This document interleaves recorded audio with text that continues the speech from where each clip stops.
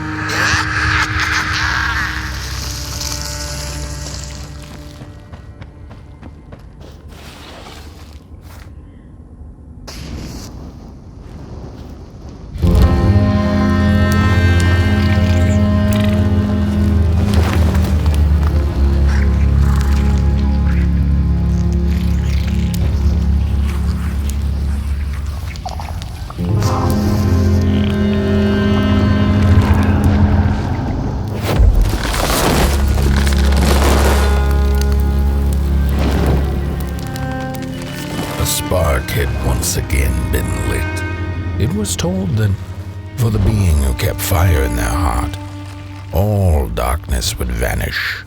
Nevertheless, this long night seemed endless and fraught with perils.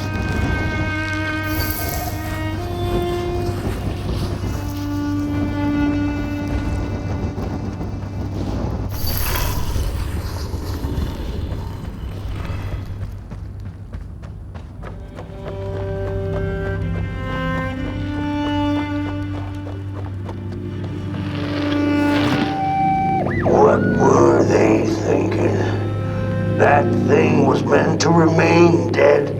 I'm never gonna come out again, no sir. In here it's just me.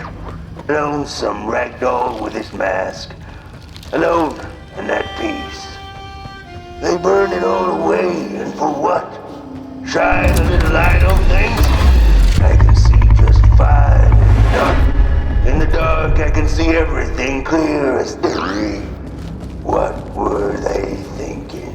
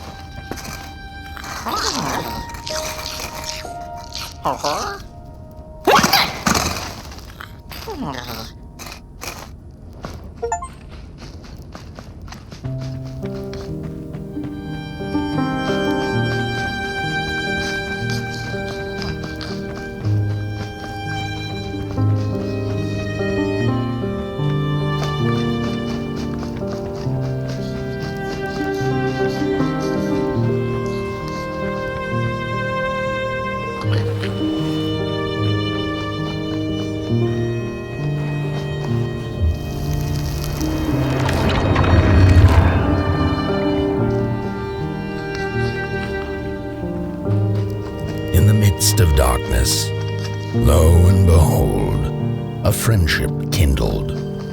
The fire that spread with it seemed so small against the vast night sky, small and flickering, but defiant.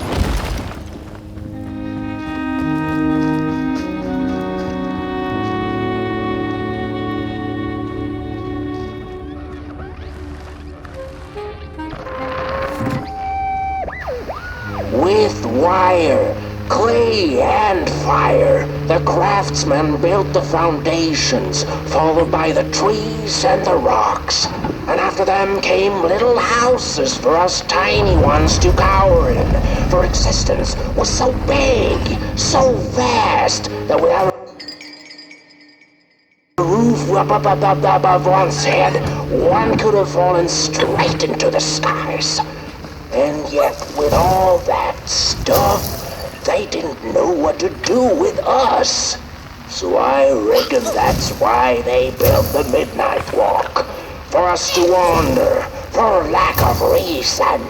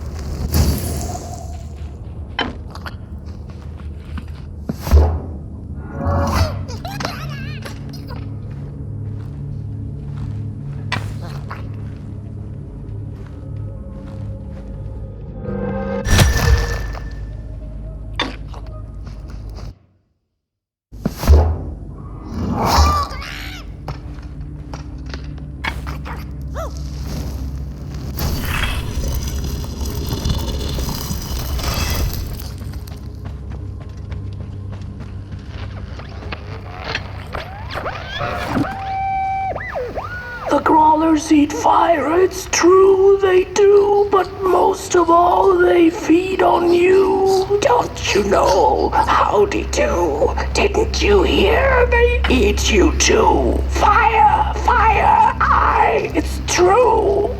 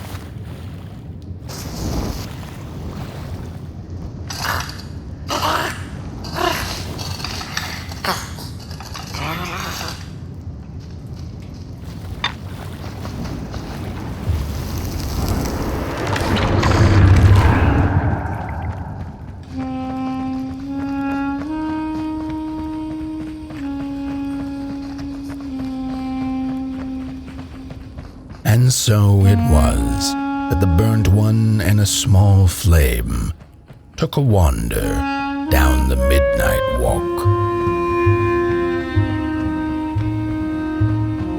In the closing nights of this era, a wandering flame. How rare! A little pot boy. This is already the end. Your pot boy, the last ember of the world table that was. You are destined to carry this torch to Moon Mountain. It is inevitable. We must all partake. Your purpose burnt into clay. Your pot boy must spread his fire. Walk now. Spread your fire. Walk, walk, walk. The Soothsayers have spoken.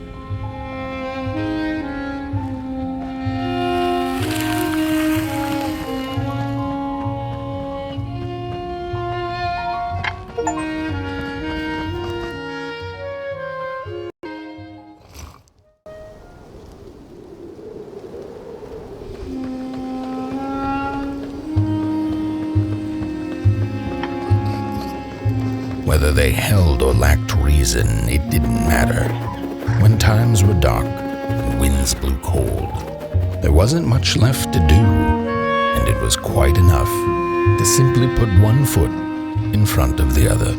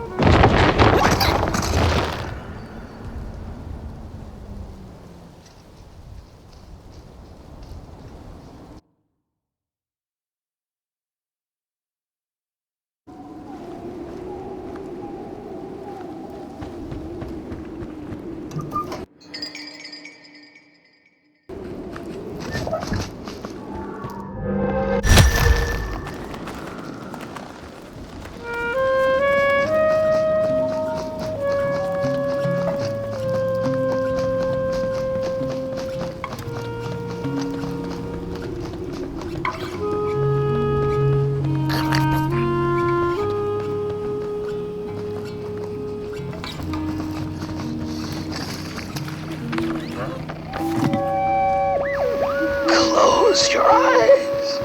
Listen. They sense you. They feel you. That's so beautiful.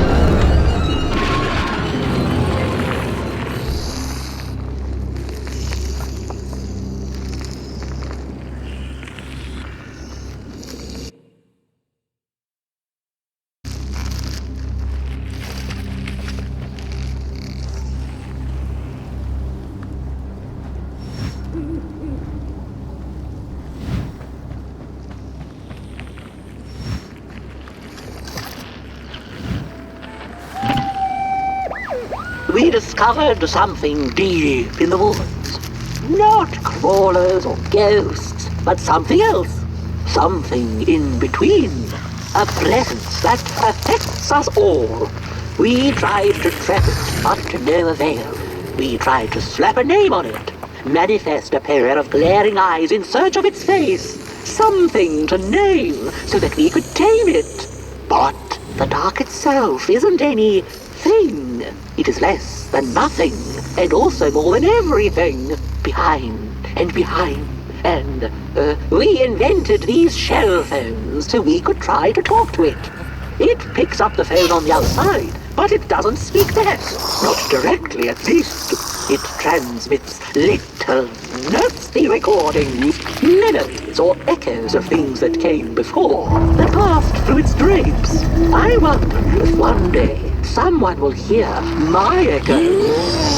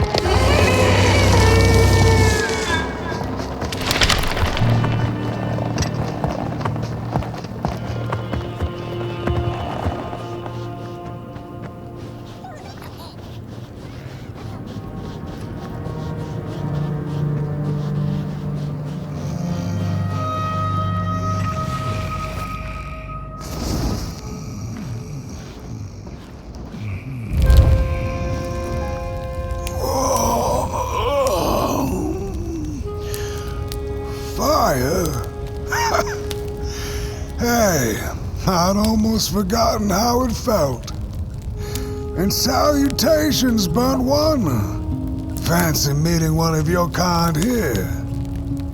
You're the caretaker of this little firecracker? I reckon you must be headed for Moon Mountain. Am I right? Well then, on one hand, it's just a matter of walking down the road. But then on the other, the Midnight Walk has a mind of its own, and a mind to teach its rider a thing or two to boot. So if you are intending to walk the walk, you better...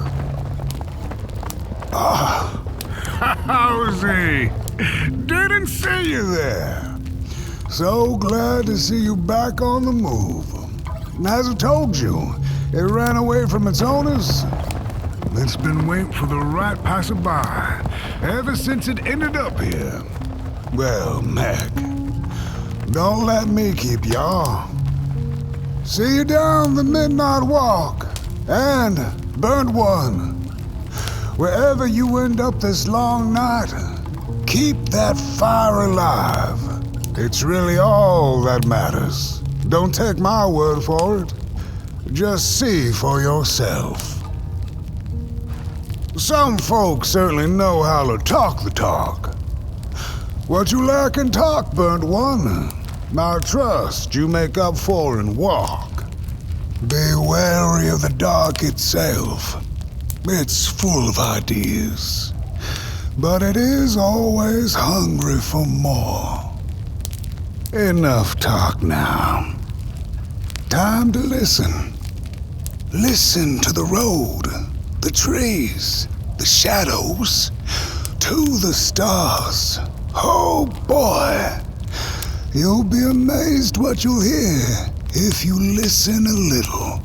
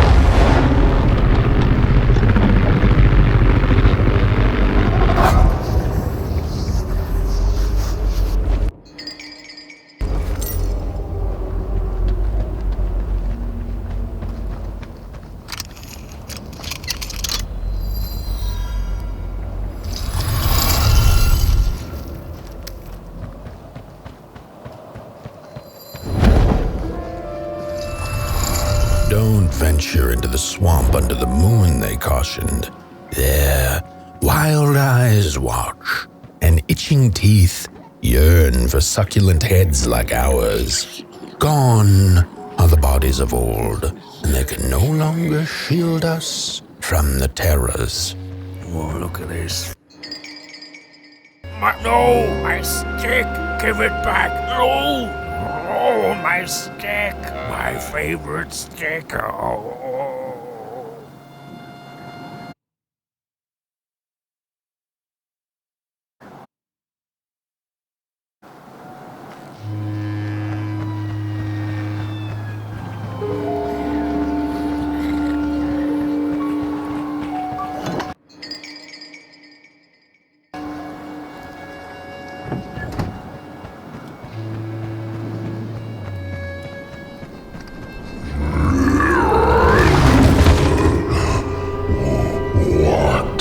What is this? Somebody approaches Nobodyville? Your wretched limbs on the front unless your fire can prove itself useful, there will be no passage for you, limb tree. Go away.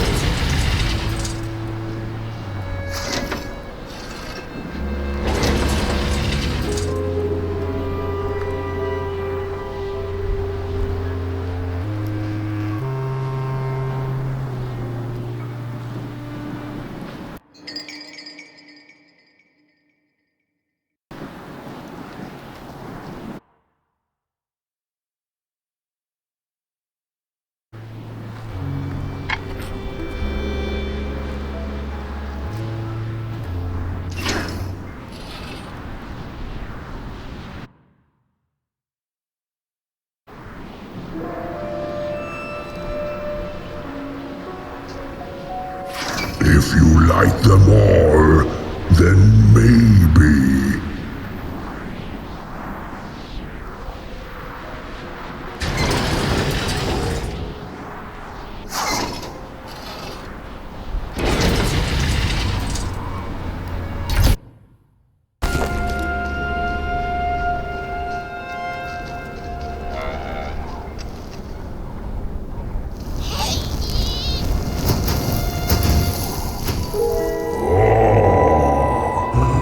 Candles have not been lit since before the great beheading. Now fire is back. Maybe fire can help us with our Molgrim problem. The Headmaster will decide. Enter, then.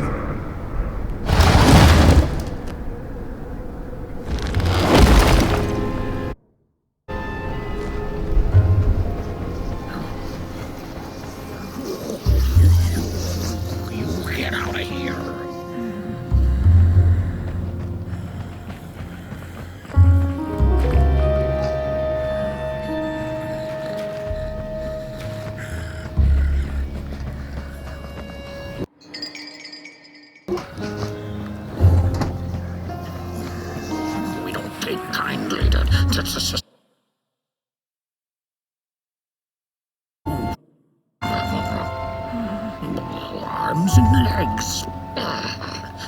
So uncivilized. What are you looking at?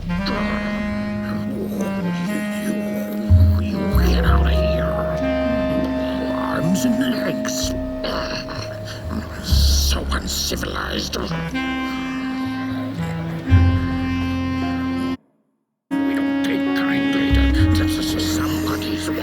Look at those two arms swinging around. Disgusting.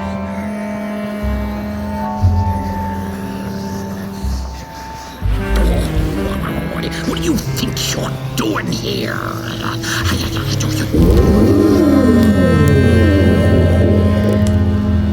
True fire. We nobodies haven't been graced by its warmth since the bodies were banished. They used fire for war. Yes. Now once more, the somebody disturbs our peace and sets fire on things with its tiny fire devil. You must leave at once. Leave or face our...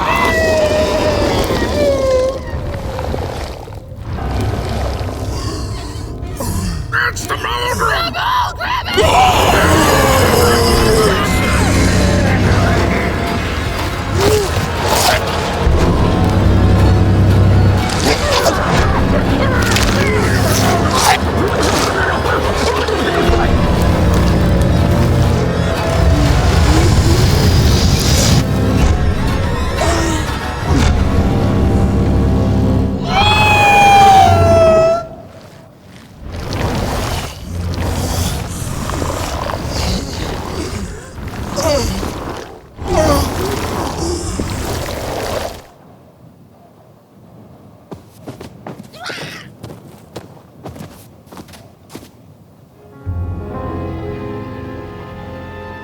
I guess I'm the Headmaster now. As you've observed with your own head globes, we have a problem. It is called the Molgrim. The Molgrim. Recently she has become bold, moving ever closer to Nobodyville. You should help us get rid of her. Yes, get rid of her. Tame her, just make it stop. And by the powers suddenly vested in me, I will, shall grant you passage through our fair Nobodyville. Here, take this. Blech.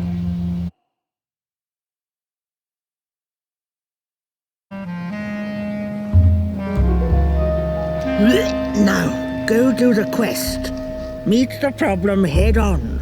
Tame the Molgrim, and we will. I shall graciously let you pass through Nobodyville.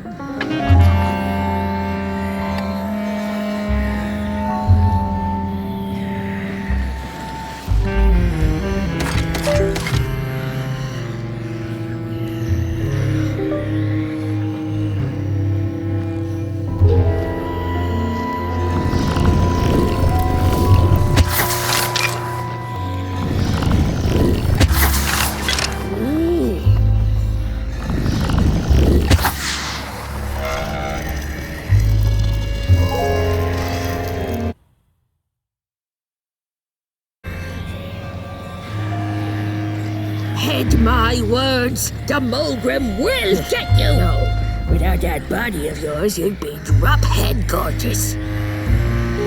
Molgrim's cave lies that away, if I could point.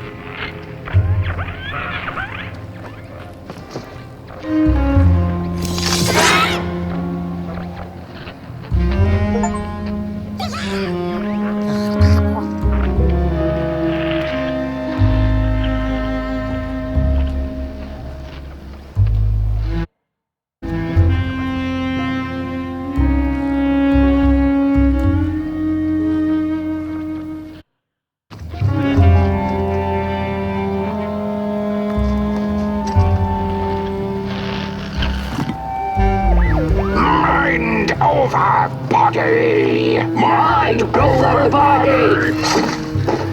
Mind over body.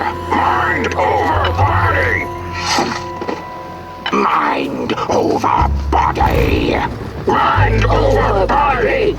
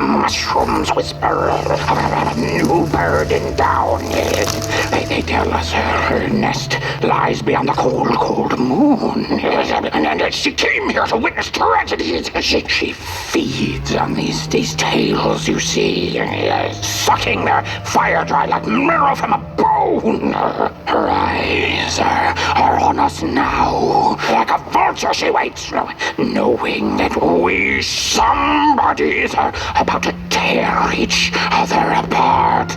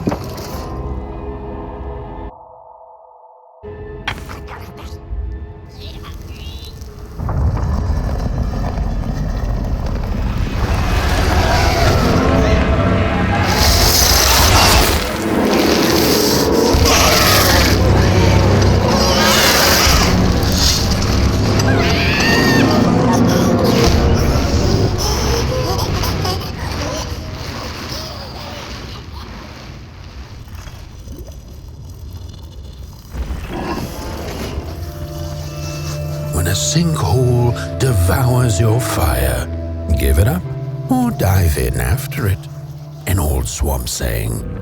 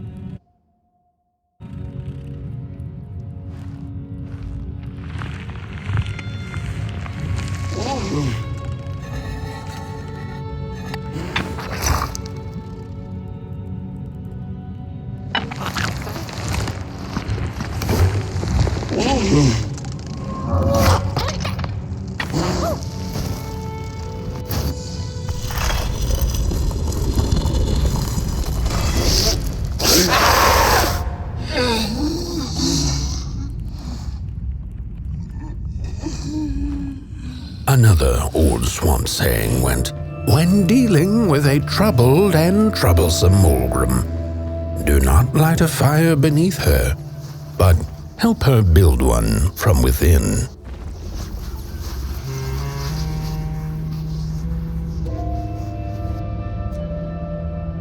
Oh, my neck hearkens the anguished howls of the Molgrim, and the bitter patter of feet. A somebody and its flame, albeit a small one. 'Tis enough, perhaps. The Molgrim's precious shards, they must be returned to her lair, to her cauldron. Only then may the cleansing fire burn.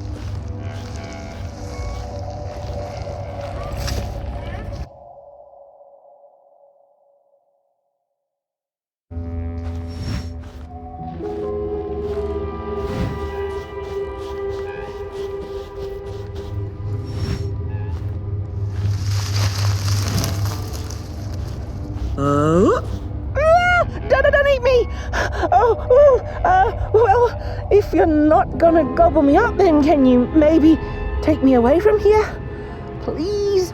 Somewhere closer to Nobodyville and away from here. Get me out of this neck hole, please. I'm begging you on my bare chin, and I'll pay you for the effort. Handsomely with a beautiful shard from the Molgrim's cauldron.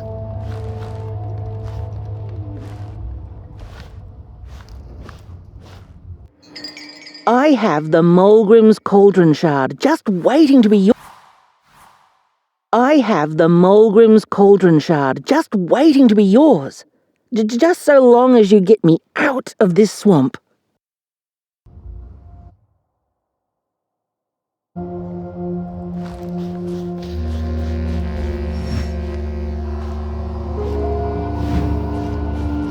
Look out!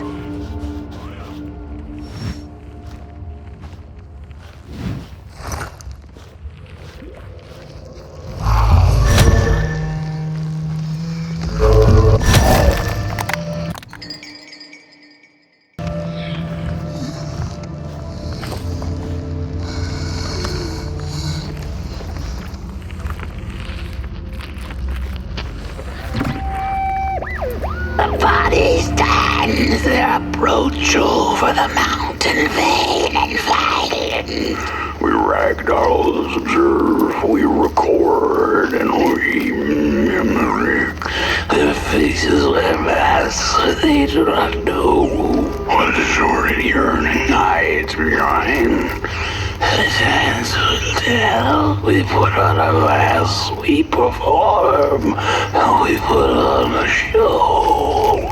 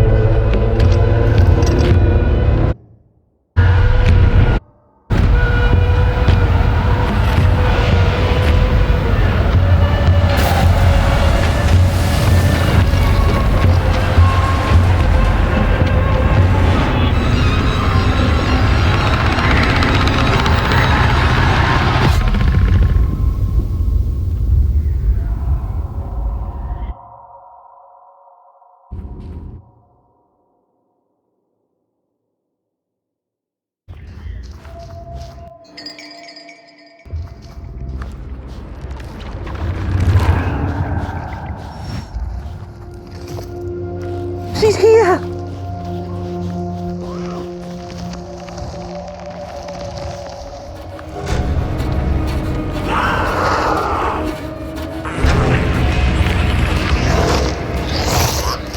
Watch out!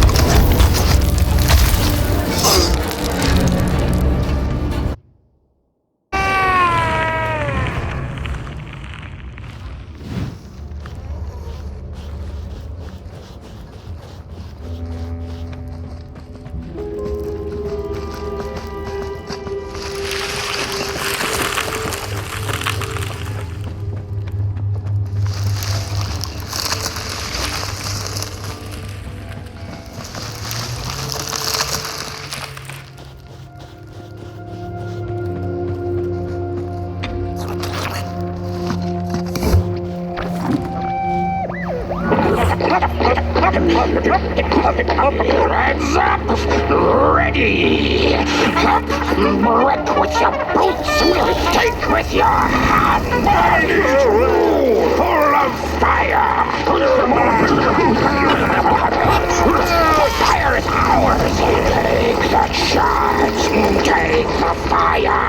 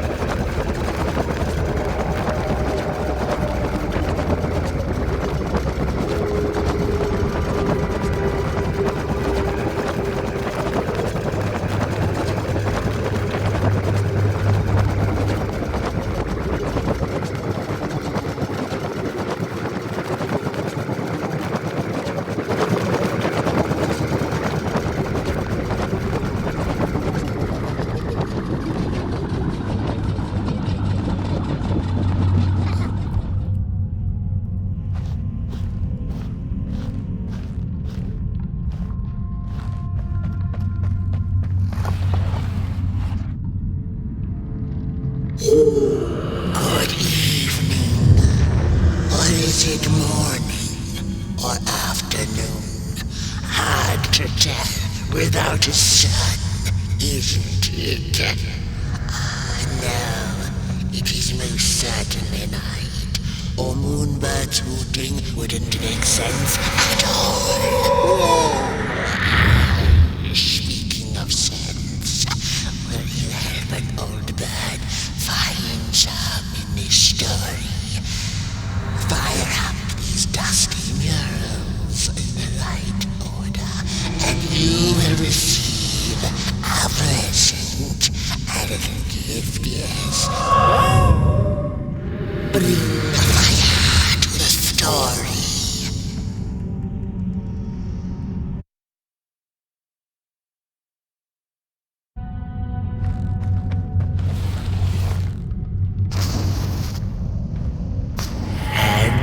As the heads roll, the piece ended when the violent somebodies invaded the valley.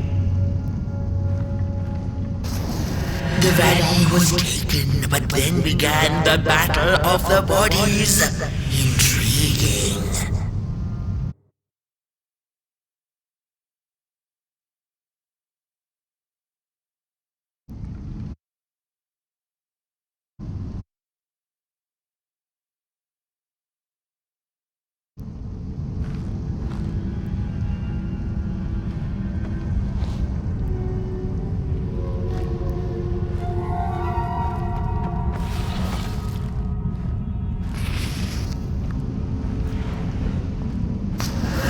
Ended with a great, gruesome beheading.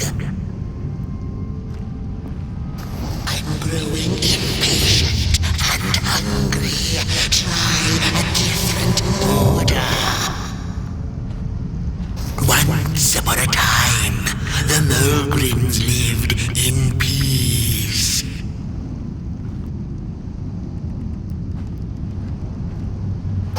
Peace ended when the violent somebodies invaded the valley. Peace ended when the violent somebodies invaded the valley. The valley was taken, but then began the battle of the bodies. Intrigue. The battle ended with a great, gruesome beheading.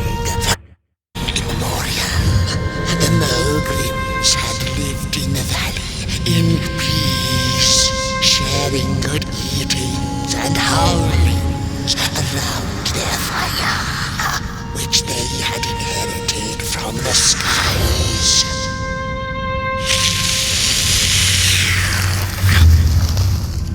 Then one terrible night came the violent somebodies. They hunted the Molgrims for sport and took their fire for themselves.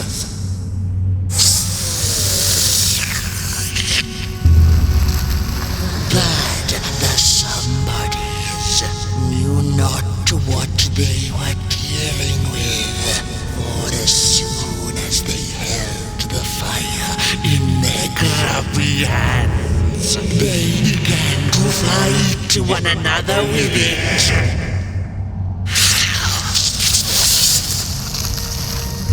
To save themselves from themselves, the cunning heads turned on their bodies and organized a great building. And so it was that some bodies became nobodies, and the bodies were exiled. A time of peace would ensue, or so the headlings thought. The last living Molgrim had been biding her time, and saw now an opportunity to return and take bloody vengeance upon the heads, who were now left defenseless without their bodies.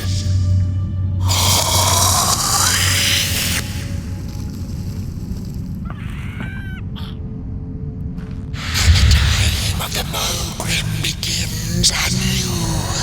A storied meal indeed. Moonbird thanks you for feeding her and proudly upholds the promise. A gift, a shard from the Molgrim's own cauldron. It looked so shiny in the moonlight. Moonbird simply had to take it.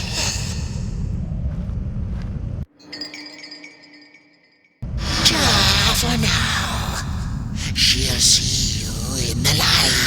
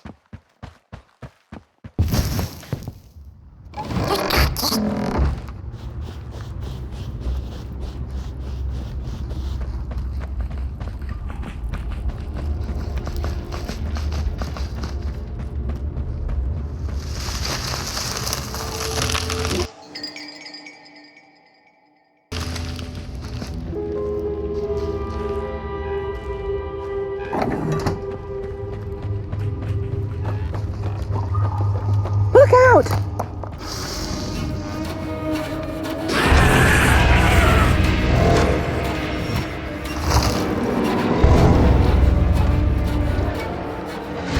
Phew, thanks for saving my neck. And I think I have a reward for you. A real treasure.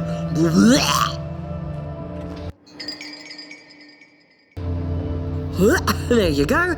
One of the 3 it's from the Molgrim's cauldron. Yeah, I stole it. Oh, I thought I could maybe buy me some kind of ticket away from, well, everything. Start anew, you know? A good head on a pair of healthy, strong shoulders. Eyes on the horizon. Gosh, the horizon. Do you know I haven't seen it once since I lost my body? I really do miss my body. It's a real shame when you think about it, you know? The things that we do to ourselves, to one another. What we did to her, kind. All in the name of some sort of control. Doesn't make sense. Anyway, I guess I'm sad. Sad and sorry.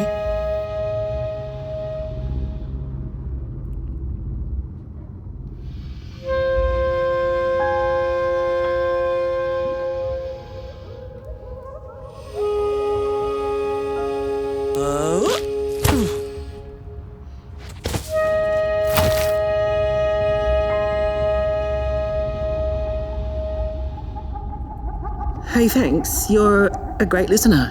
You know that? Just take care of that shard now. Maybe put it back where it belongs and... yeah, Goodbye. The Ragdoll's whisper of one shard kept by the dark itself. Another was stolen by the greedy Moonbird up in the hilltops. The last one, perhaps the cowardly head knows. The heads betrayed us bodies, but not before we had betrayed ourselves. Fire in fist. The shards of fire. They must be restored to the cave. We hunted the Molgrims, took their fire, and with it we set ourselves ablaze. The shards of that very fire must be returned to the Molgrim's lair. Somebody find the shards, mend the cauldron. Otherwise, we and thou art forever doomed to madness, to be fettered to the clay and mud. The Ragdoll's whisper of one shard kept by the dark itself. Another was stolen by the greedy Moonbird up in the hills. The last one, perhaps the cowardly It's head easy knows. to lose one's head when everything you love is either gone, broken, or dead. Yet another forgotten swamp saying.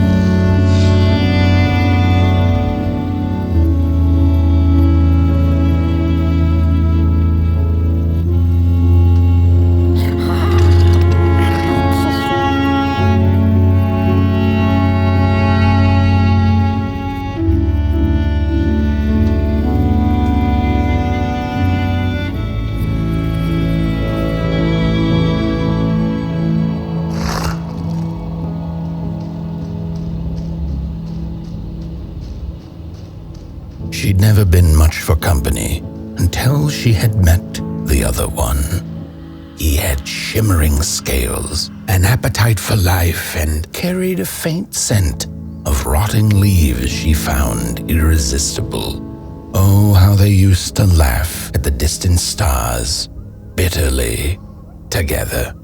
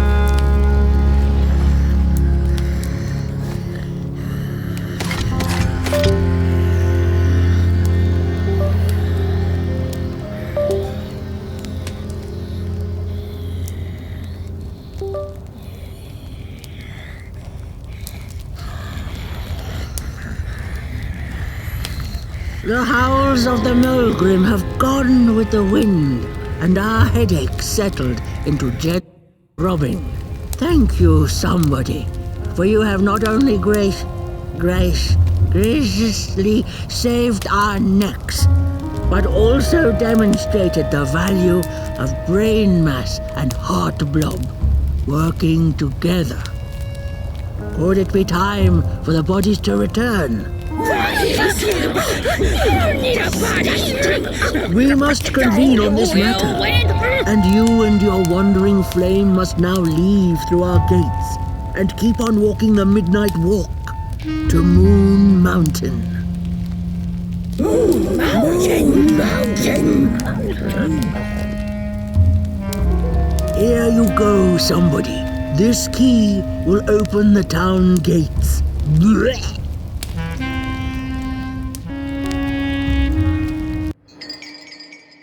The mountain once again beckons, and the call is answered.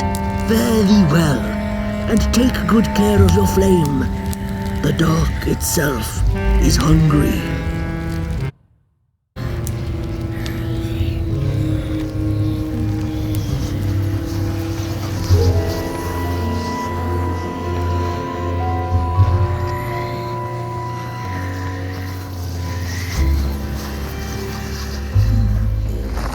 Bodies might be returning yet. Now.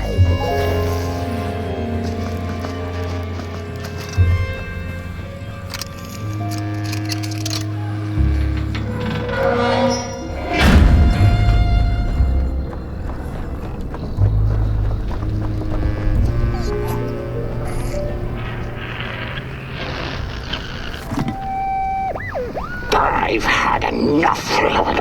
First it was the big Molgrim hunt, and then when they forced us out into that make-a-forgiven swamp, I hate hiking. And then, the moment we had nothing left to hunt, we started fighting each other. And then Mr. Mayor gets this grand idea that we should chop our own heads off and banish our bodies. How does that even scientifically work? I've had enough of civilization.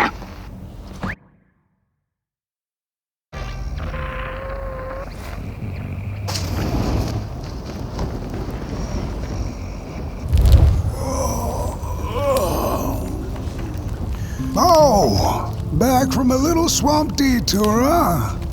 Hope the heads didn't give you too much trouble. At least your head looks attached to its shoulders and your friend's is, well, burning. So do not despair. Should you once again lose your way along the midnight walk, you're probably meant to.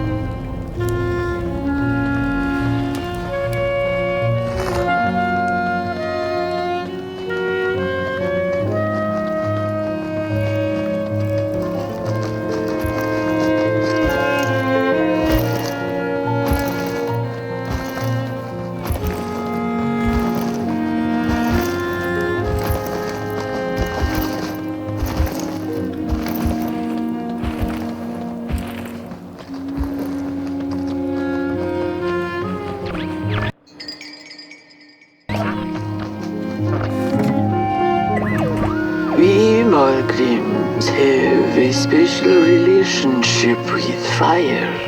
We do not cook over it. We do not shed tales around it. We care not for its warmth. Ours is a different connection entirely. Fire is our window to truth and into the world beyond clay, to which we must return.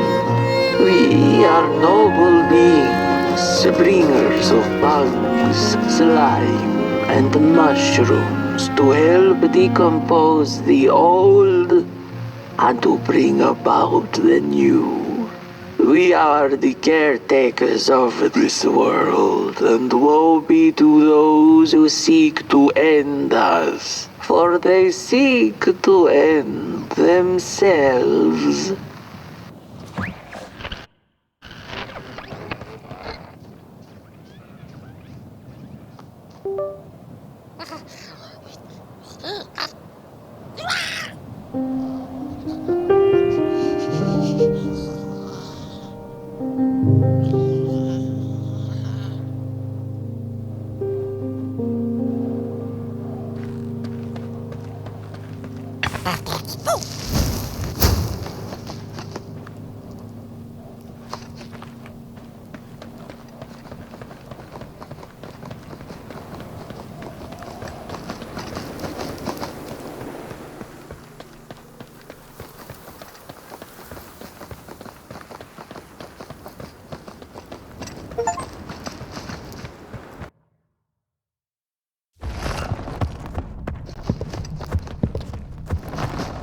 Dreadful was the day when the vanished. The waters dried up, birds went quiet, and the dark itself seeped unchecked into the work table as the cold, chewed paper moon rose over the mountain. The night that followed would be long as the midnight walk. The burnt one was there. You do not remember, but you feel it, don't you? You are reborn when need arises. This night, Port Boy needs you, and Moon Mountain beckons. Its call irresistible. A storm is coming. The Soothsayers have spoken.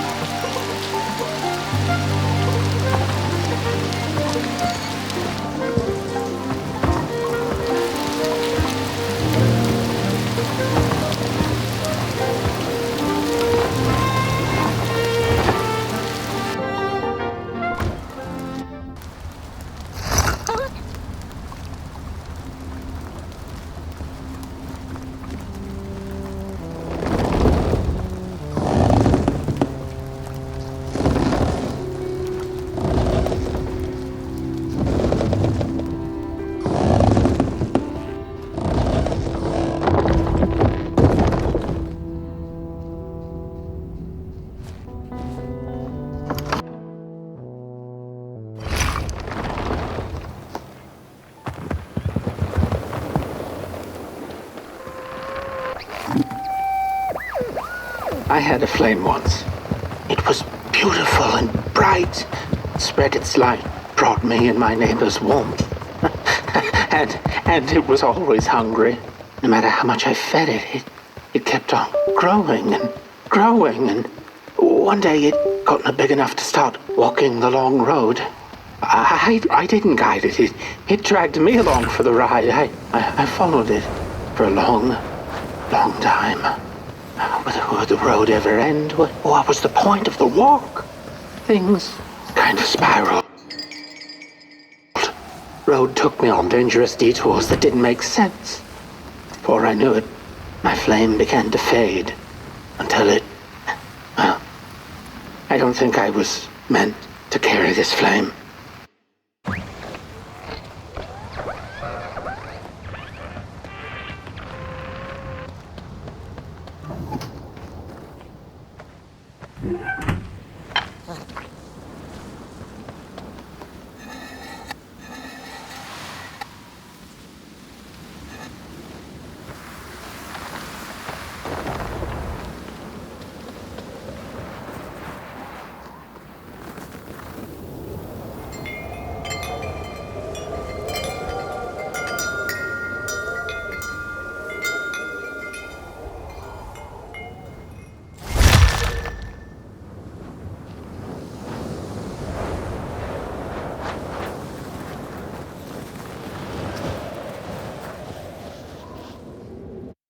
There once was a freezing cat who was looking for shelter when she came across a dark cave. "Step into my abode," offered the dark. "It will warm you if you surrender your wants."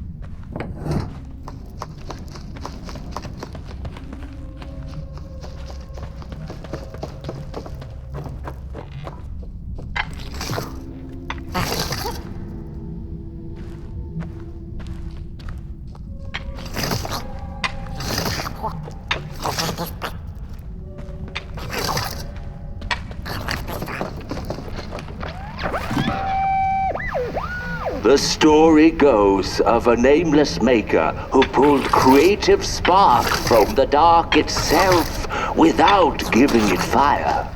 With his dark source, he managed to create swaths of land in no time. The dark itself waited for a gift of fire, but the maker just kept on taking. Too busy building his crooked fences and watchtowers, kept his fire locked away in his chest. One day, he decided to create the first people to inhabit and appreciate his creation. It was then that the dark corrupted the maker's clay, guided his greedy hands into creating not people, but the first of the fire-eating crawlers. And they crawled into this world absolutely starving.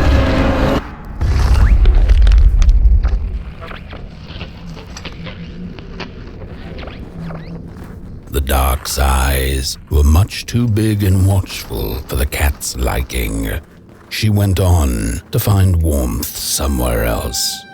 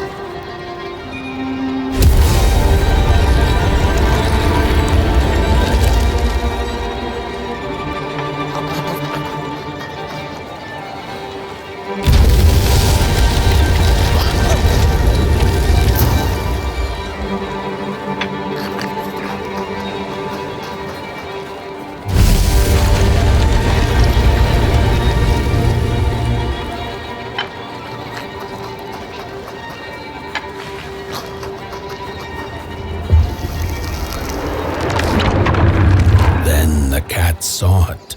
Rooftops piercing the sky. Approaching the town, she was greeted by a crone. "Come, kitty, kitty, you must be tired. Sit in my lap. Share your soft fur, and I shall warm you for a spell."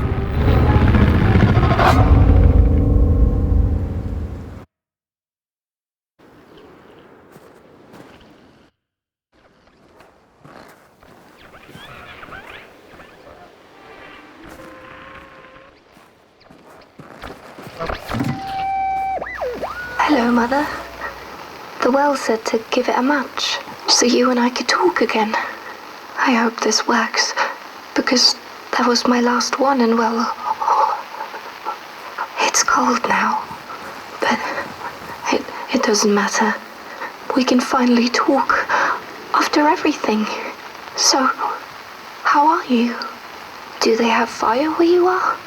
Not the hellish kind, I hope. Is Father there too? I think you should talk to him again. I know it doesn't seem like it, but I know he loves you still. I love you. Still. I can't feel my hands. I can't feel anything.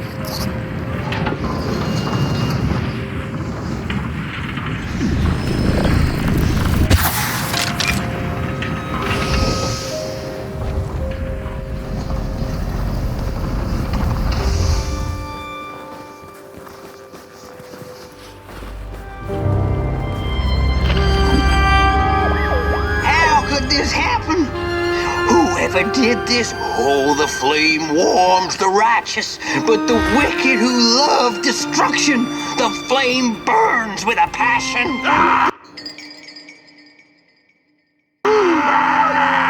Holy warm the furnace! Feed the thief to the furnace! Feed the thief to the furnace! Coalhaven is doomed!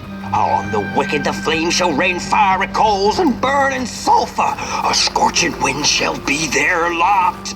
Come forth, thief, and confess your hideous crime!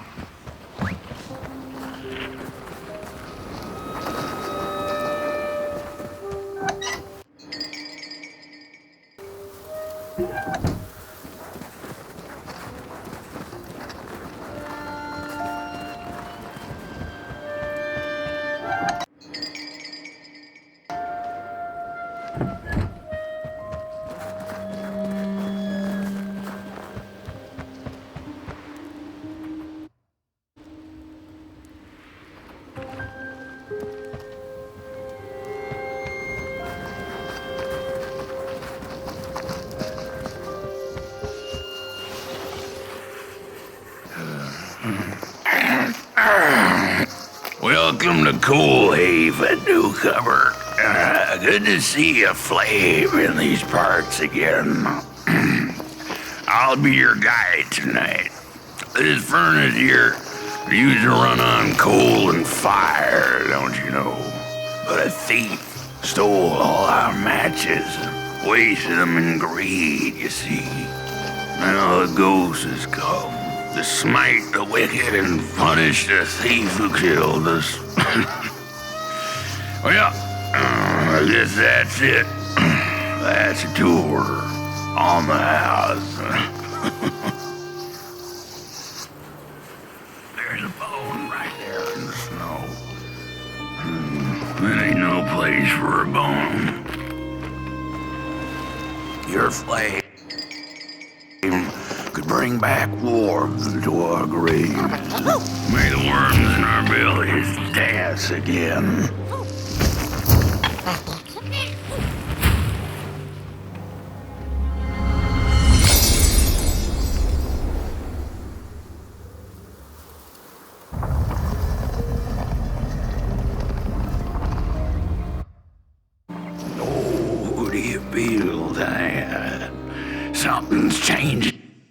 That furnace was the soul of the city. We used to worship it, us coal miners did. Fed it trees and fire like it was a hungry, angry god. His broken body's going nowhere, but yours is. Walk the streets, listen, just don't believe everything the half-dead say.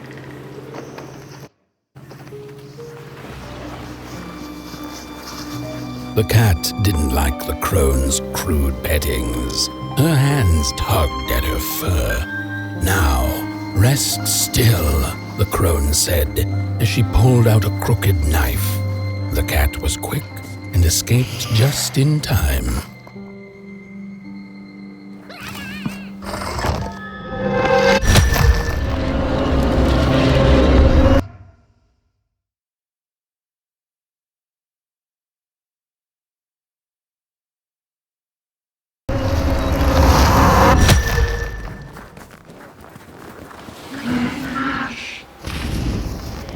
Listen for the bone.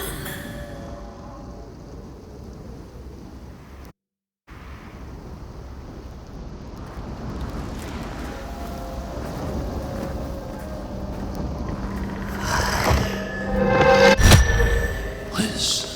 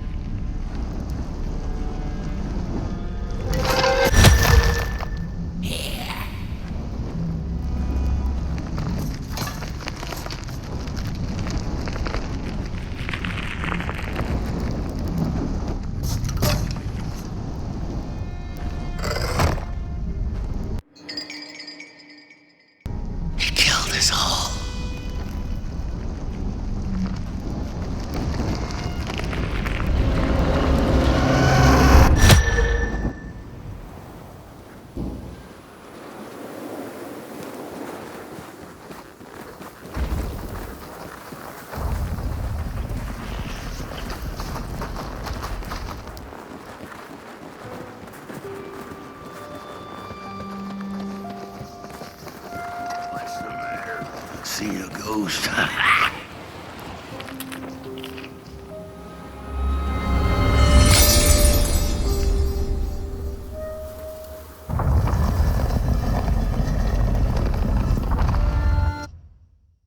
Love the stars. Pluck them out of the sky if it were possible. But the dark itself stole her stars, turned the thief's sky as black as a cup of joe. And so the thief began to steal matches and lit them, hundreds of them, like little stars of her own.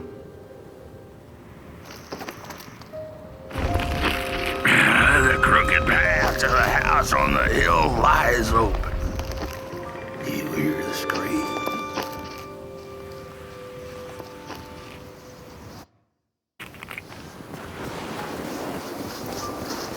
Wherever she sought warmth, it had a price. The miners needed the cat to get rid of the rats, and the vicar wanted her protection from bad luck. Bony hands reached out from all around her, trying to grab her. The burnt matches lead to the house.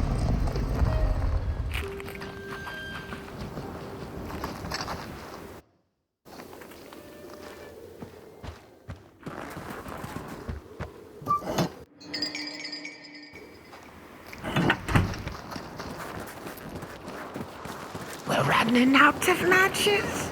The furnace is...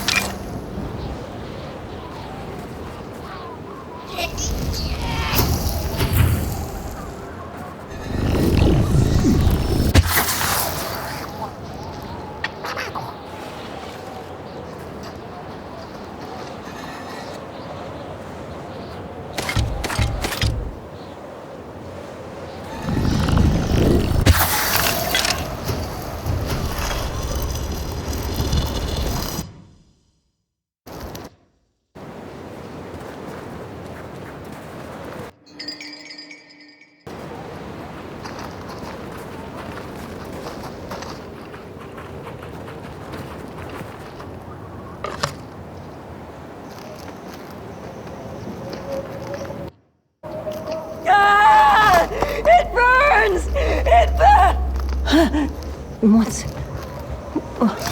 This isn't my body. The fire, did we snuff it out? Where's...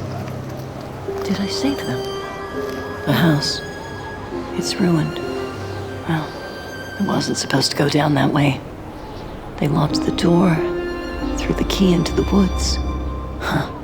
There was so much anger, and now there's nothing. This body is so uncomfortable.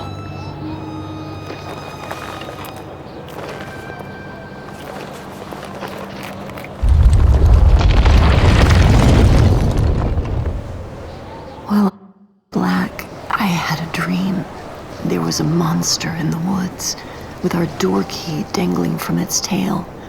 I ran, tried to chase it, grab the key, and when I did, the creature turned around, and its face, it was the face of this whole town.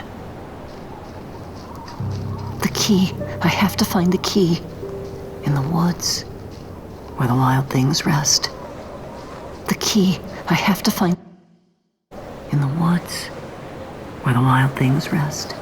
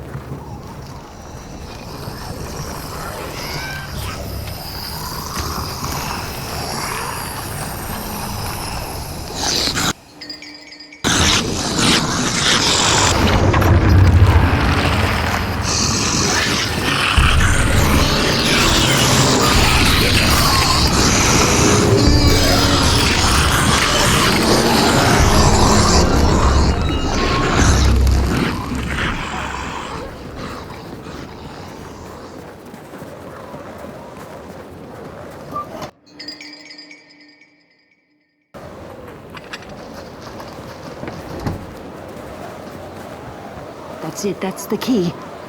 Unlock the door. Please. I want to see my home again.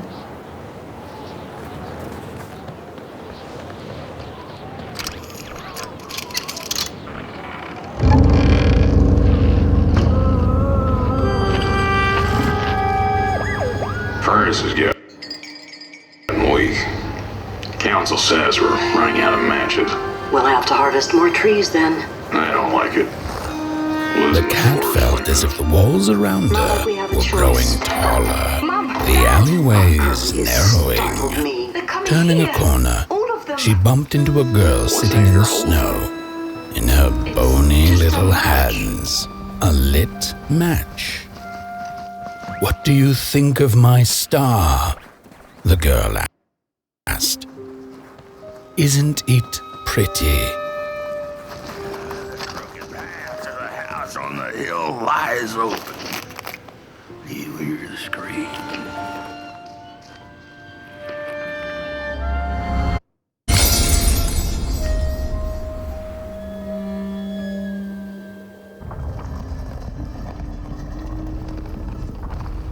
With no matches left, we couldn't light the furnace, and the thief paid a terrible price for her burning greed. As the furnace died, one by one, so did we.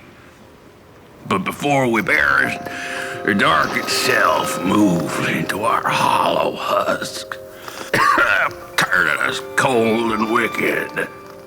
If I had a heart, I'd feel great shame for what we did. I'd feel great shame for what we did. The old man feels it. What do I know? I'm just some dead guy. Throw me a freaking bone, huh?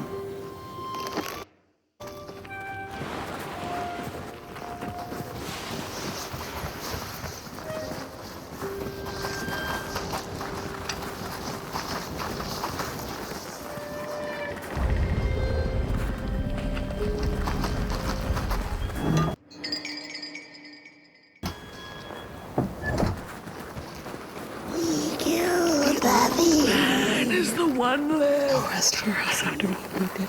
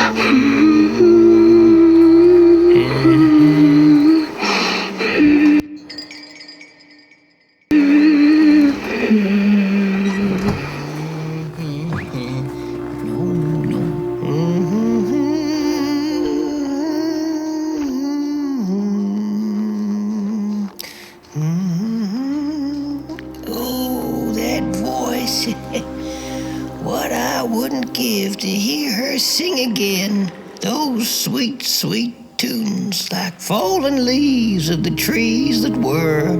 Such a waste, such a shame. I wish I could hear her sing again. Just once. Just once. Oh, I know she stole from us.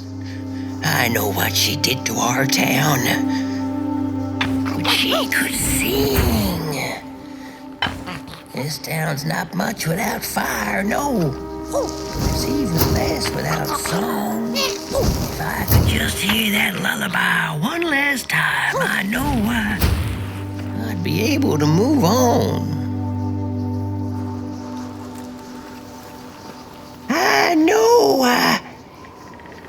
captured it once in a melody-keeping head of clay, so she could hear her beauty for herself. But I dropped it in the woods that horrible night.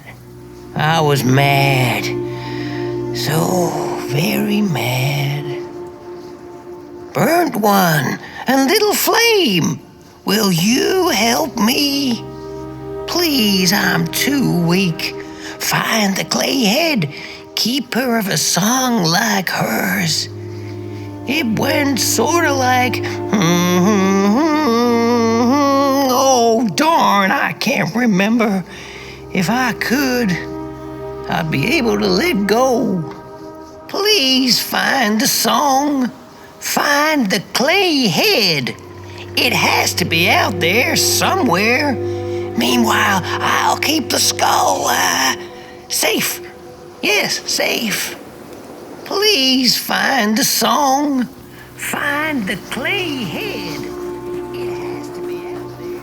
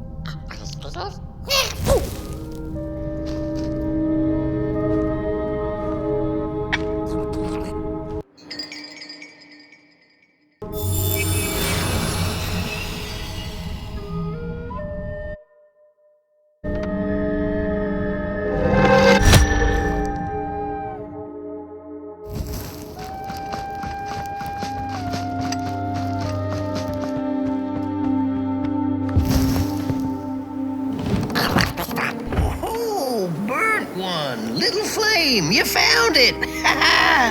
Does it still keep our song? Fire will tell.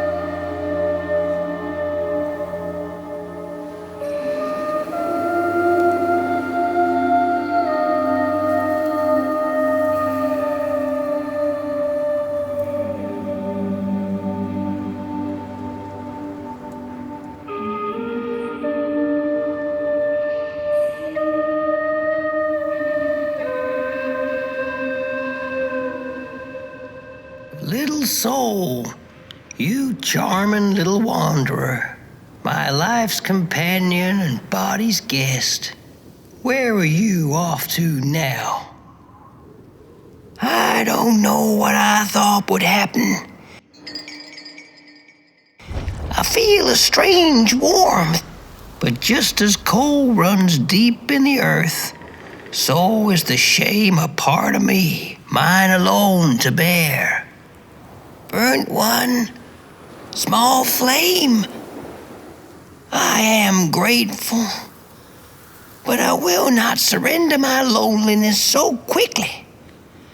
I needed to ferment me, season my soul. Please, leave me.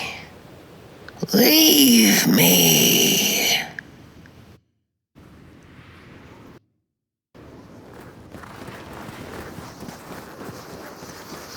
The girl offered her burning match, her last star, but the cat could tell she needed it all for herself.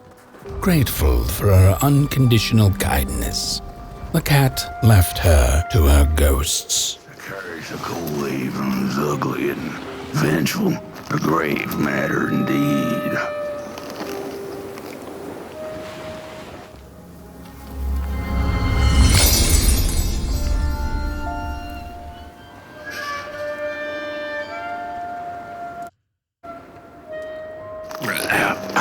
The door to the flame is open. It's already there. You just haven't lit it yet. Now, if you don't mind, a little spark. And just maybe we'll be able to die for real this time. In life, I didn't mind a little loneliness, but this is the worst.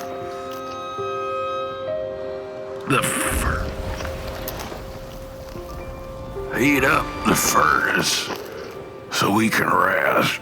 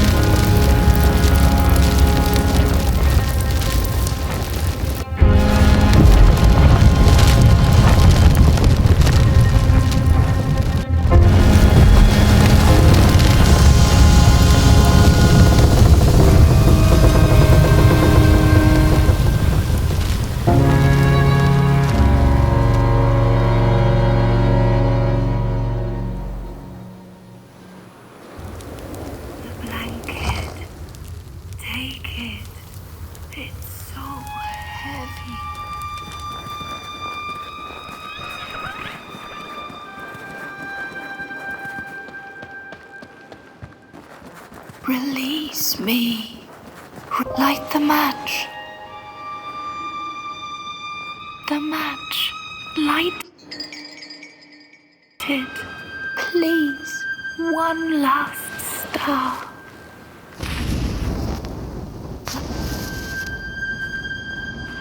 Thank you.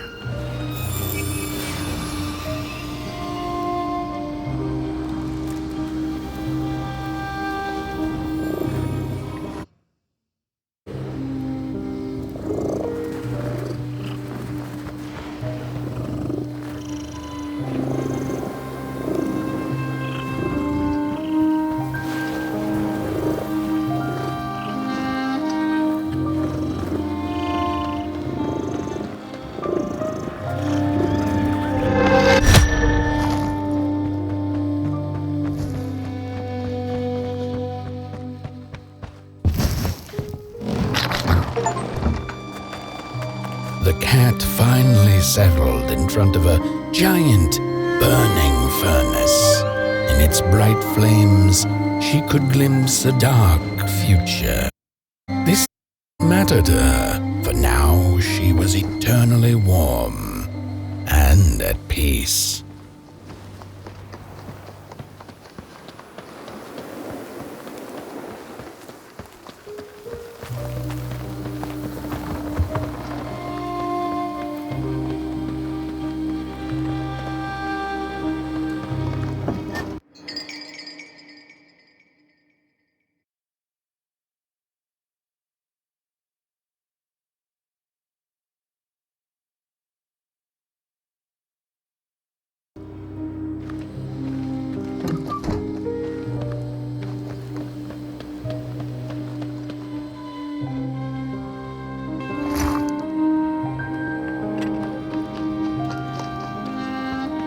The flame burns still, and the fire has spread along the walk. The cold takes its toll, and Potboy's flame flickers. But it is still enough for the climb to Moon Mountain, to light the final fire. The road always leads to Moon Mountain. Hark! His fire belongs to the mountain. It came from beyond the moon. You have always been destined to burn. The Soothsayers have spoken.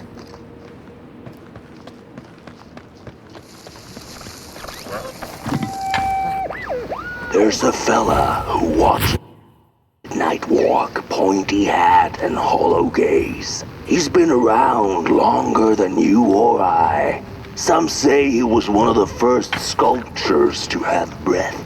Some say he's not from around here, but from another maker's work table entirely. Some say he's seen what lies beyond Moon Mountain, but I just think he's lost like the rest of us, and he's waiting for the right one to come along, waiting for something that'll give him that eureka for his song. He keeps his banjo by his side, but he never plays it. Strange, but he's in no hurry. He's got all the time in the world.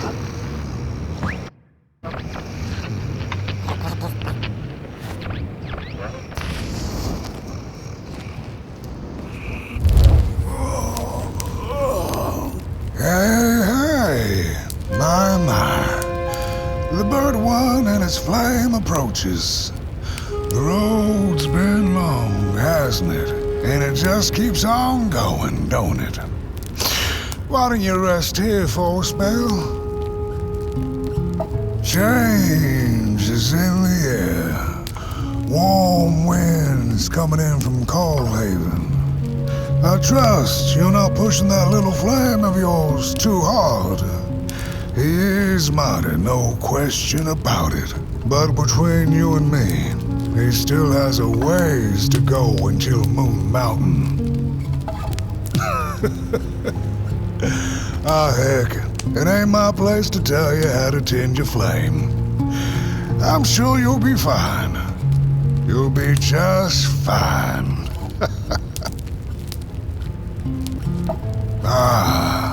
To feel at home wherever you walk.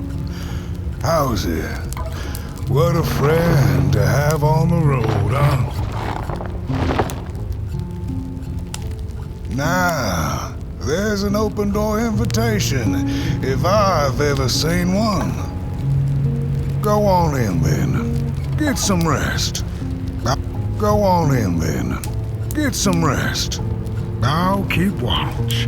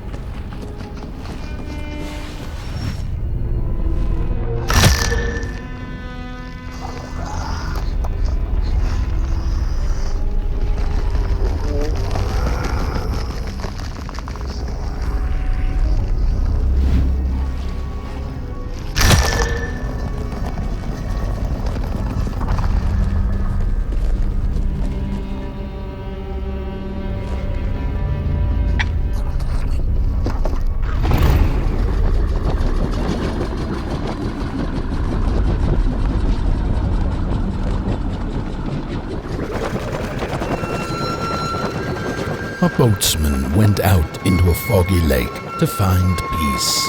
Then, out of nowhere, came another boat that bumped into his. He cursed whoever was on the other boat, but when the fog cleared, he discovered that it was, in fact, empty.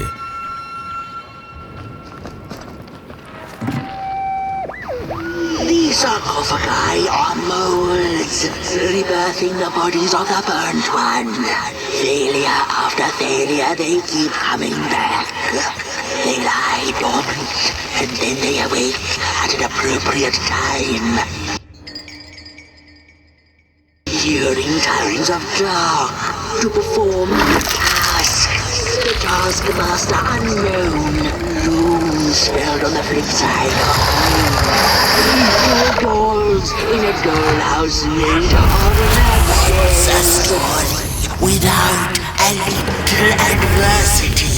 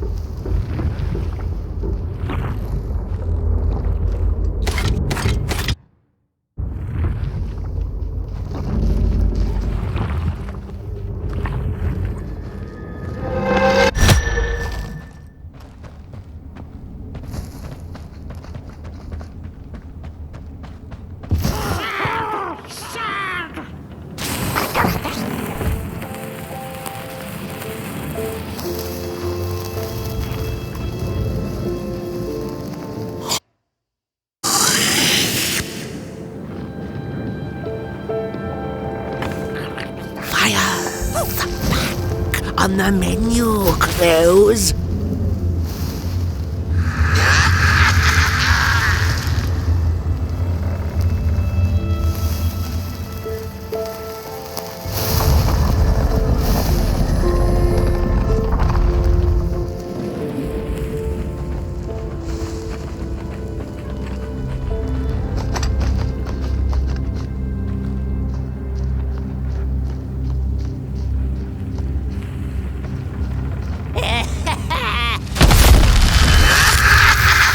See you, not to crawl closer, Moonbird.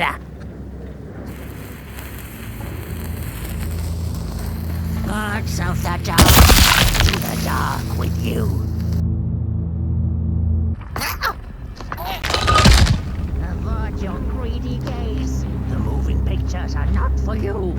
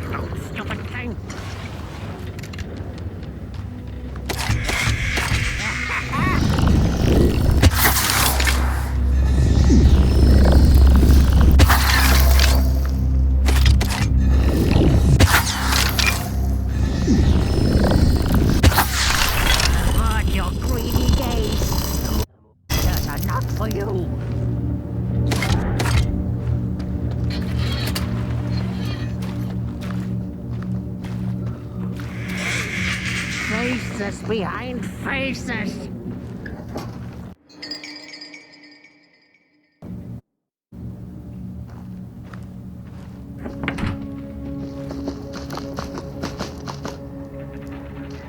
I see you, not to crawl closer, Moonbird.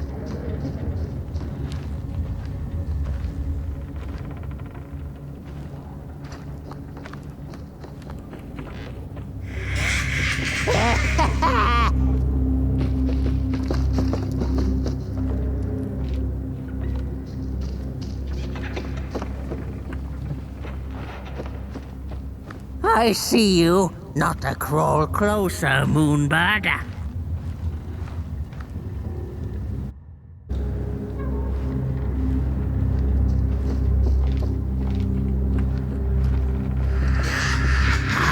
Eyes ever watchful and what? The pictures, they're moving again. Forbidden. It is forbidden. It is forbidden. Hush, no talking in the theater, fools.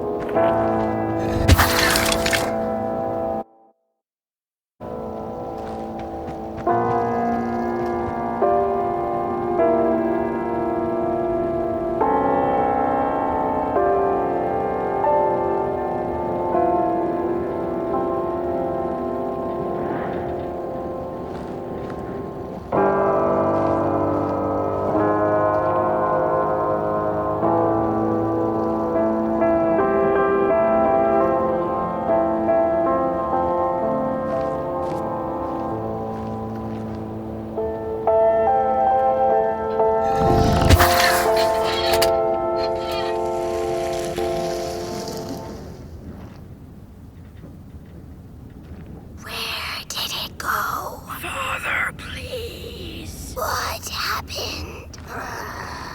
More stories. Stories. How I cherish them. Real as clay, as palpable as the midnight air. They're all we have left once the dark has taken the last campfire from.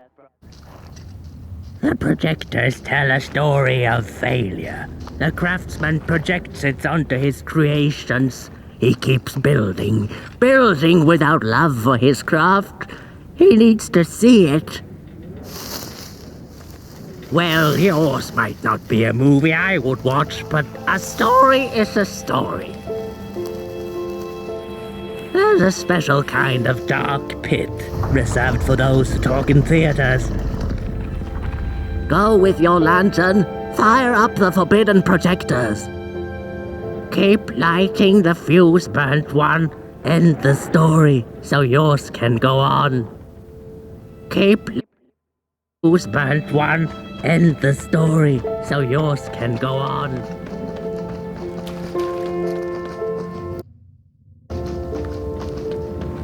The potter, stuck in the sinking clay in which he had dug so greedily, spoke his final verse. Here was I born, and here I lived. My refuge was the clay, and now the clay has played me false in a most grievous way.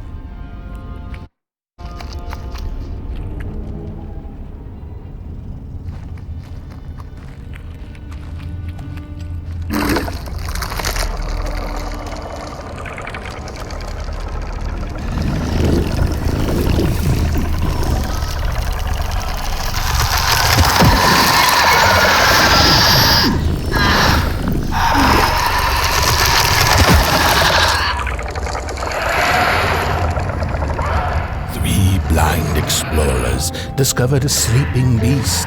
Each of them touched it and described it to one another. Its skin is coarse, said one. No, its ears are big, exclaimed another.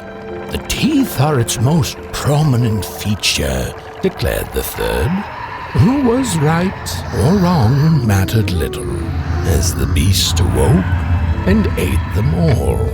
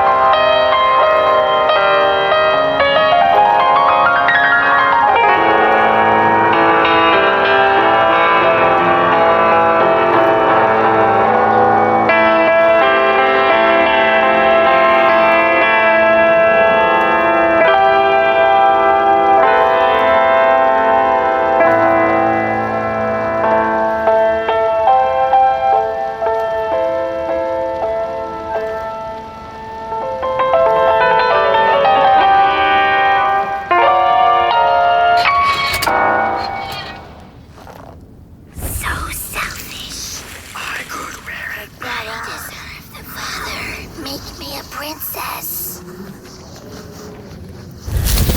Look at these sorry reflections of the daughter.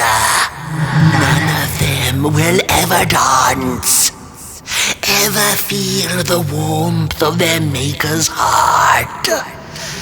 They can never be enough.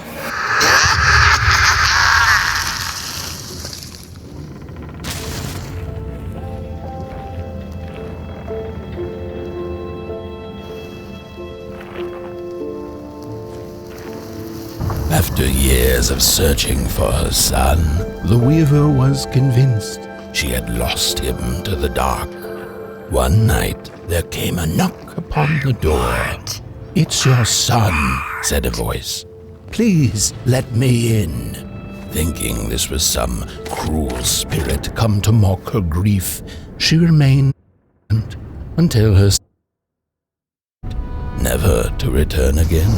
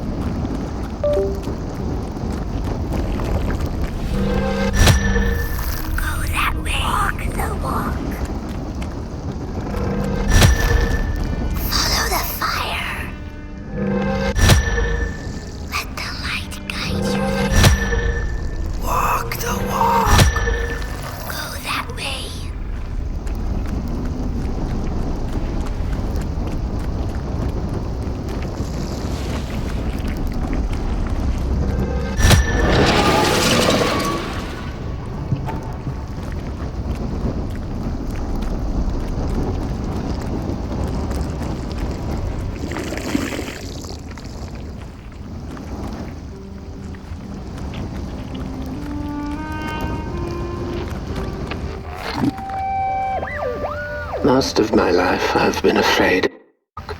When I was little, my childminder got annoyed with me and tossed me into a wardrobe as punishment. She let me sit there, alone, and I sat perfectly still so that no closet monsters would notice me. It was the longest, most terrible 15 minutes. Many years later, I don't know what happened, but now I love sitting alone in the dark. I get into the wardrobe, close the doors, and I sit perfectly still. It's like a void, empty, but not cold, where nothing exists and everything is possible.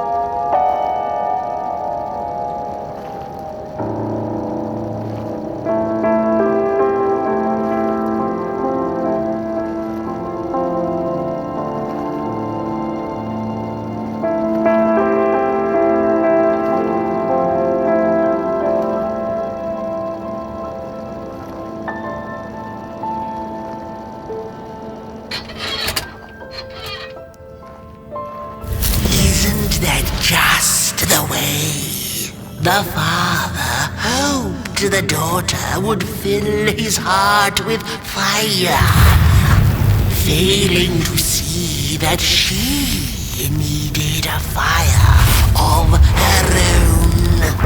His princess danced away, and he stayed behind, cemented in his ancient groove.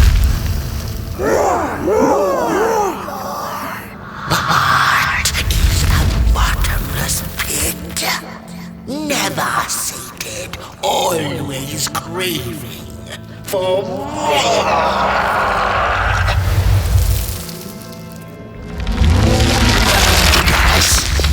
Enough! Keep on walking the midnight walk then.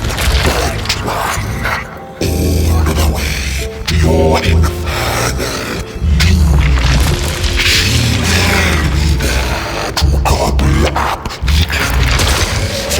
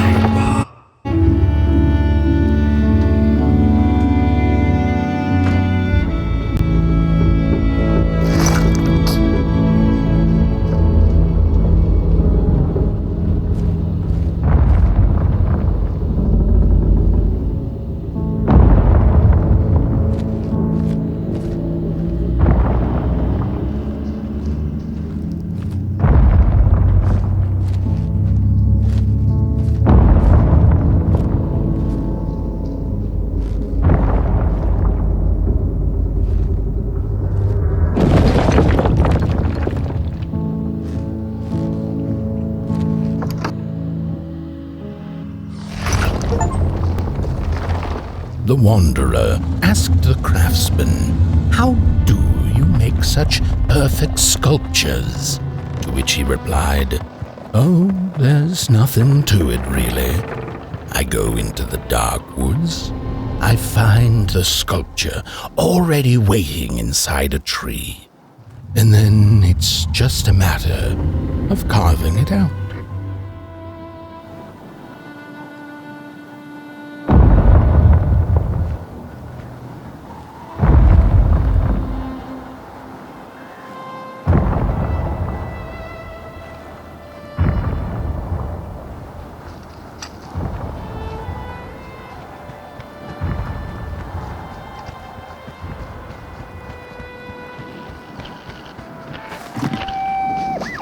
When I was a child, I exchanged letters with a monster in the woods. We were best pals, and we shared all our secrets with each other. One day, my sister told me that the monster wasn't real, that she'd written me all those letters to play a joke on me. But the joke's on her, because I knew the truth about the monster in the woods. And we exchange letters to this day.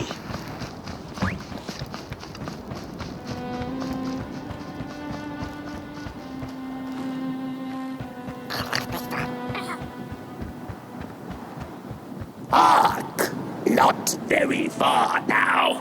Not very far. The flame longs to be free. Caged, it cannot truly burn. How beautiful. How tantalizing.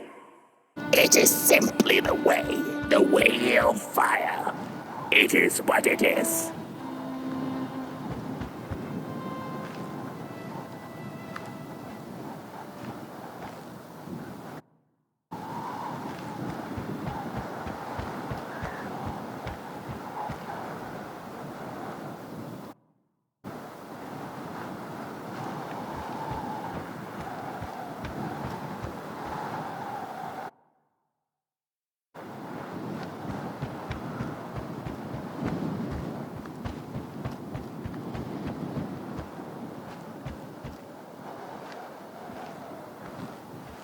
It is what is.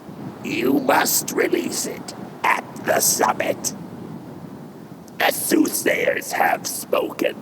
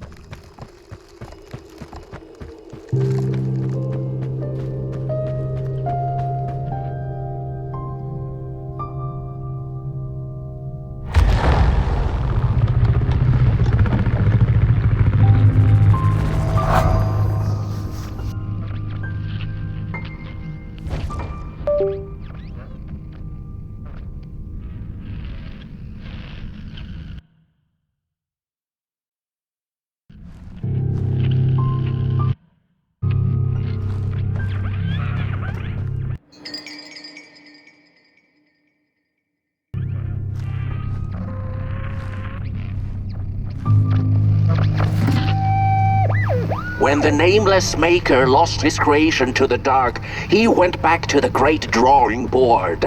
In his desperation to regain control, he made an attempt to sculpt the face of the dark itself, something he thought he'd glimpsed in his nightmares. But the face wormed itself out of his mind's eye, and instead his twisted sculptures came alive, grinning and many-legged. Thus, the grinners escaped and seeped into this world as a reminder to the maker that there is always something to smile about, even...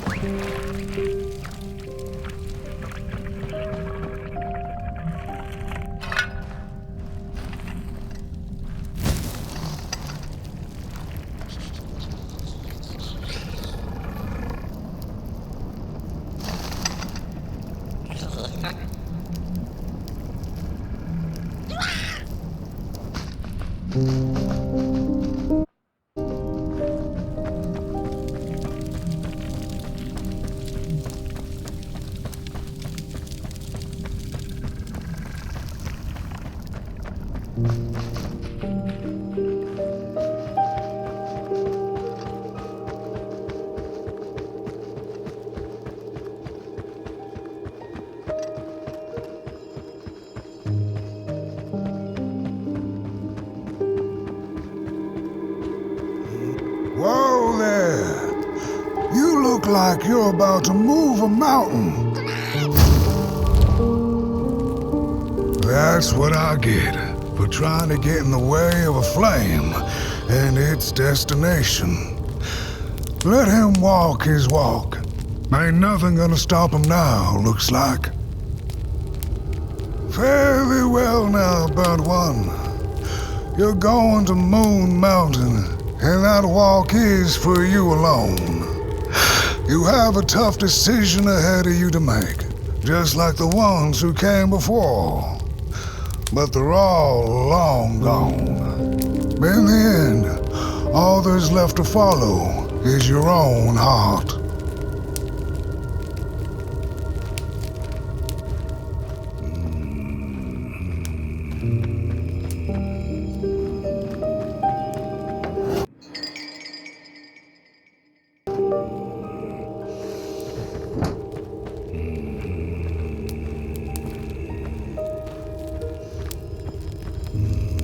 Hurry now. Go catch up with your little spark before the dark does. Hurry now.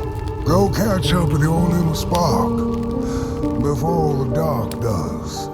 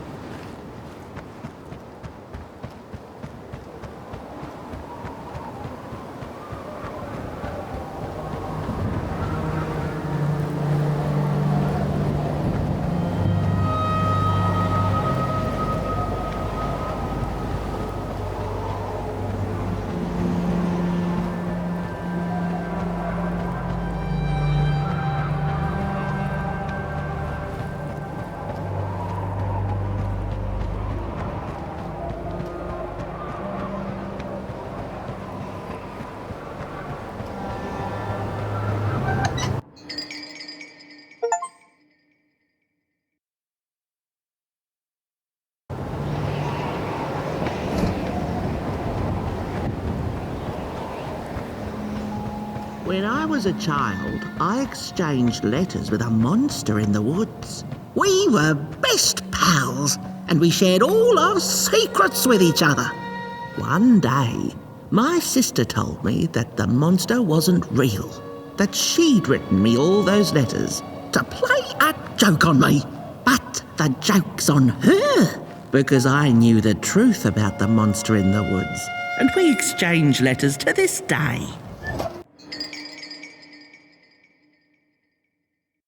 Oi, you the caretaker of this little fireball? What were you thinking, letting him run off?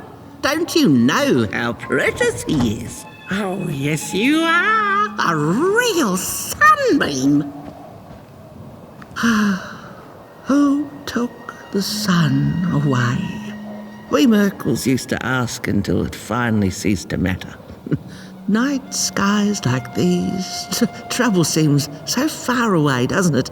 I mean, isn't this just exactly my point? I used to be afraid of the dark, so much so that I became obsessed with these huge electric lamps left behind by the craftsmen of old. Couldn't pry myself away from them. I'd sleep outdoors and under their blinding radiance. One day, I woke up to the noise of quivering planks and nails. And would you believe it was my own house leaving me? It had gotten so restless it grew a pair of legs, took a name and went on a hike. Housey was its name, bless its soul. Houses have no imagination. But I bet it had a grander adventure than I could ever imagine.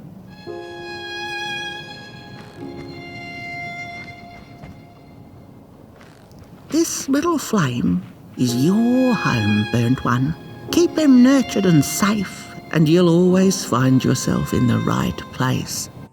Rain, in the dark, and over Moon Mountain. Look at those stars burning like so many candle lights. Isn't this enough? Light like yours is hard to come by these nights. Some long for it so hard they go looking for it in the wrong places. Funny thing about the walk, it takes you places, tells tales, but it won't utter a word about itself. Who took the sun away? Look at those stars burning like so many candle lights. Isn't this enough? Light like yours is hard to come by these nights. Some long for it so hard they go looking for it in the wrong places.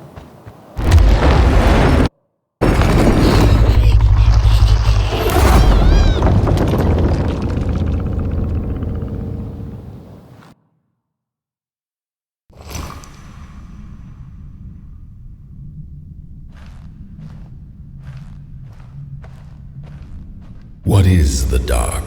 Is it ugly and cruel? Is it a place for monstrosities, for fools lost in the woods? A terrible void where all your nightmares come true.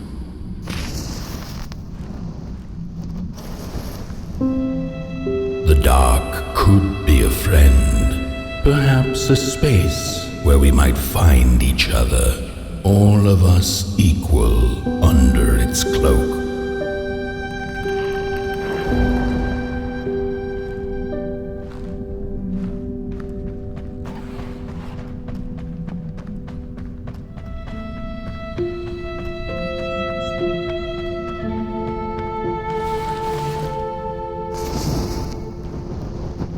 The dark could be an embrace and the release of the old, like taking off a tight shoe, laying bare one's feet, and taking a first step onto a new adventure.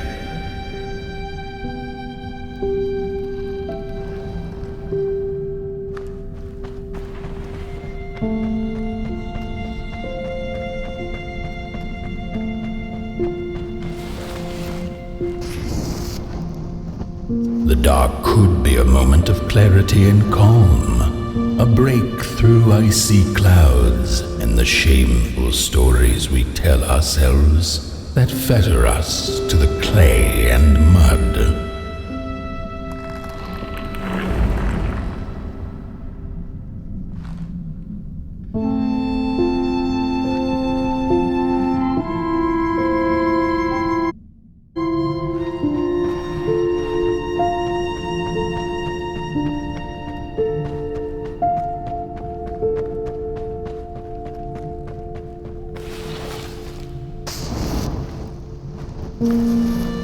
The dark could be the space and time that we need to recover from the death of a dream and the quiet promise of new beginnings waiting on the other side of grief.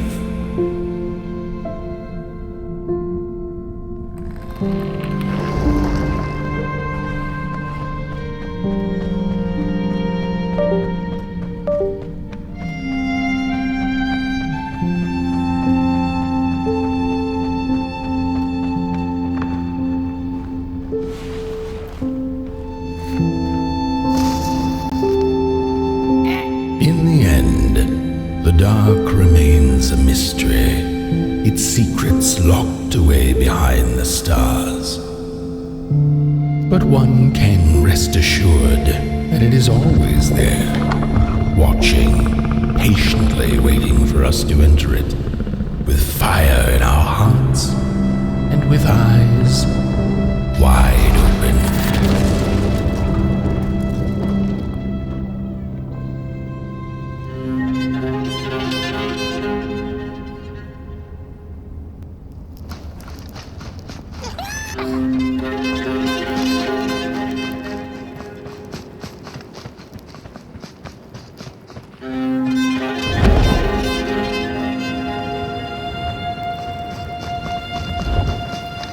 You've arrived.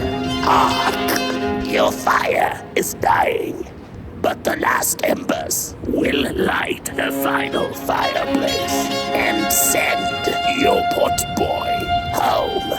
Can you? What you must. Naturally, you must. It is destined, and you will be loved and forgotten. The Soothsayers have spoken the last words. It has been an honor to watch your journey to the work table's edge. Now go and burn. Burn.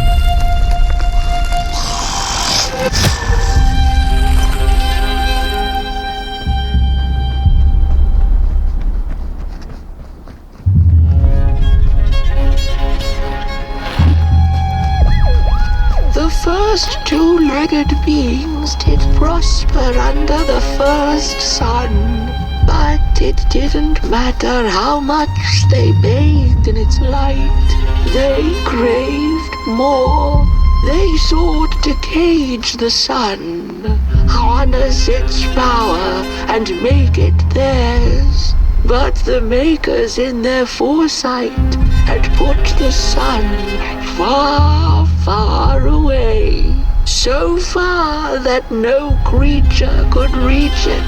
That's why, in their desperation, the two-legged ones began to collect matches, lighting them like minuscule suns of their own.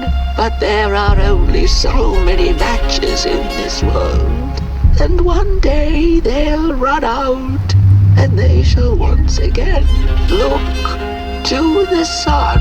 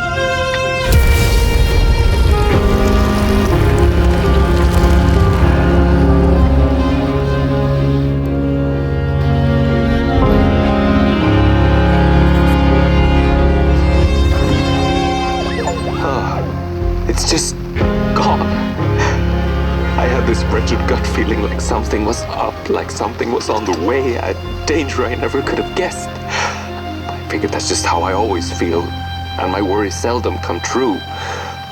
And now here I am, and I have been for some time now, and it just won't come back. I'm thinking, while I had it, I didn't know what to do with it, how to care for it, enjoy it. But if I had it again tonight, I'd probably waste it all over again.